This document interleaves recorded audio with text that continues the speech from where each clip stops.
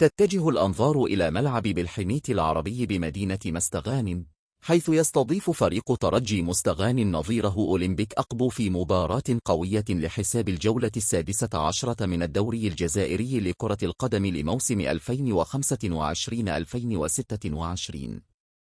وتجرى هذه المواجهة المرتقبة يوم الجمعة 23 من شهر يناير في توقيت زوالي ينطلق عند الساعة 2 تماما بتوقيت الجزائر. ويطمح ترجي مستغانم في استغلال عاملي الأرض والجمهور للخروج بانتصار مهم يساعده على تحسين مركزه في جدول الترتيب، خاصة مع أهمية هذه المرحلة من الموسم التي تتطلب جمع أكبر عدد ممكن من النقاط. وفي الجهة المقابلة يدخل المكبك أقبو اللقاء بطموحات كبيرة أيضا، ساعيا لتقديم أداء قوي وتحقيق نتيجة إيجابية تعزز حظوظه في مواصلة المنافسة بثبات.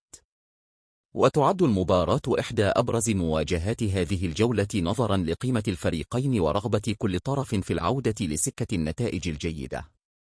ومن المتوقع أن تشهد ندية كبيرة داخل الميدان، خصوصا أن الفوارق بين الأندية في سلم الترتيب ليست كبيرة هذا الموسم، ما يجعل كل نقطة ذات قيمة عالية. أما فيما يخص النقل التلفزي، فمن المنتظر أن تبث المباراة عبر القنوات الرياضية التابعة للتلفزيون الجزائري.